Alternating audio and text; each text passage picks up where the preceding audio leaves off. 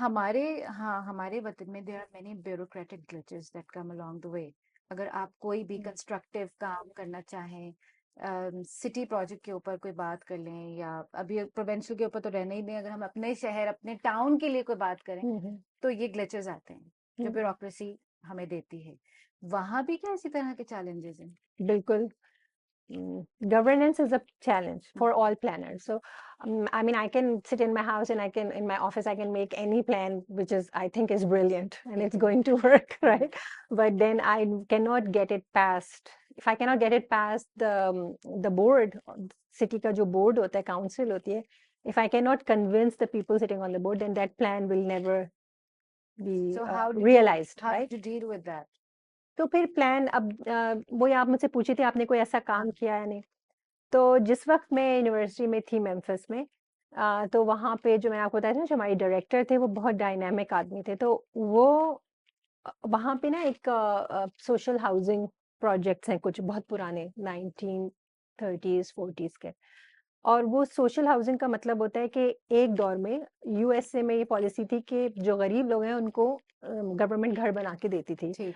तो वो mid rise buildings होती थी, 10 फ्लोर तक की भी होती थी, कभी 4 फ्लोर्स की होती थी, अपार्टमेंट्स होते थे। ओके। बहुत अच्छे सॉलिड अच्छे क्वालिटी के बने हुए, और उसमें गरीब लोग रहते थे। उन काफ़ी मेम्फिस में तो आपको पता होगा, पता नहीं, जैज़ की एक बहुत अच्छी, you know, it's a birth place for jazz and rock and roll. Elvis Presley is का from there. hometown। Yeah. So there are these tenement housing, sorry, not tenement housing, these social housing projects जहाँ पे Elvis Presley की family रही हुई है, और भी सी हाउसिंग। जी, नॉट इन दिस पर्टिकुलर जिसके बारे में मैं बात अच्छा, कर रही बट हूँ, इन मगर हाँ वहाँ पे जो हाँ। उसके इर्द गिर्द में काफ़ी डिमोलिश हो चुके हैं अब सैडली। बट ये जिसकी मैं बात कर रही हूँ, जिस प्रोजेक्ट की, उसमें भी कोई फेमस उनकी ब्लूज की सिंगर जो है वो वहाँ पे रही हुई है। ओके। तो सोशल हाउसिंग में रहना कोई बुरी बात अमेरिका में नहीं समझी जाती थी, ठीक। क्योंकि वो अच्छे खानदान भी उसमें रहते थे, सिर्फ इसलिए कि उनके पास इतने पैसे नहीं होते थे कि वो मार्केट रेट पे घर खरीद सके, तो वो उसमें रहा करते थे पूरी फैमिली।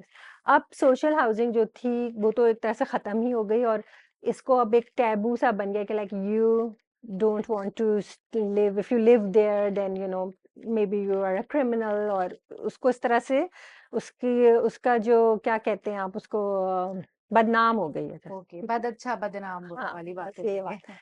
और फिर गवर्नमेंट की पॉलिसीज भी शिफ्ट हो गई कि भाई हम घर बना के लोगों को नहीं देंगे, लाइक अब ऐसा नहीं होता वहाँ पे, मगर ये पुराने थे।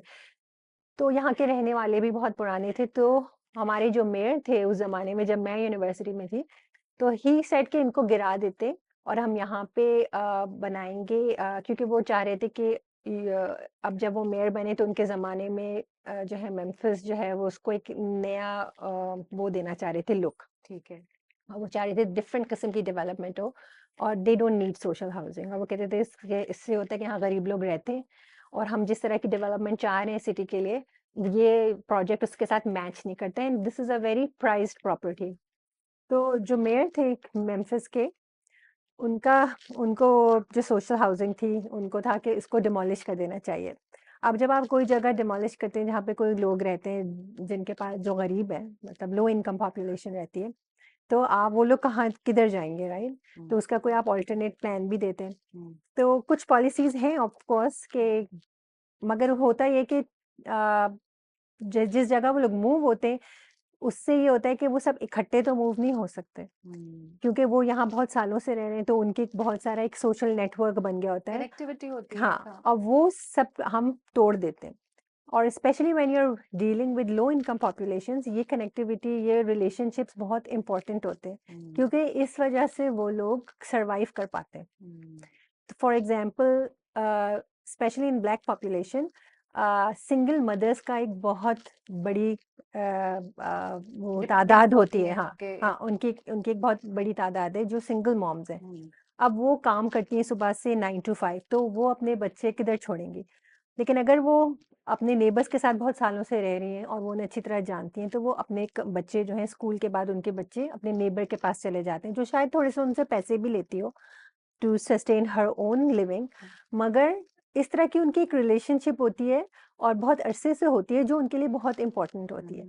तो जब आप उनको कहीं से मूव करते हैं so that you can bring in new development which you think that is going to be very very good for your city, you are actually destroying a lot of families.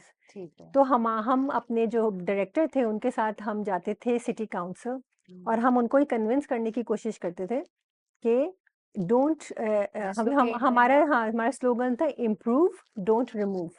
तो improve करें आप उस इलाके को, अगर आपको लगता है कि वहाँ क्राइम है तो आप उसमें इम्प्रूवमेंट्स लाएं, उनके लिए कुछ करें बजाय इसके कि आप उनको वहाँ से हटा दें। और because poverty will never be finished, it will just get displaced.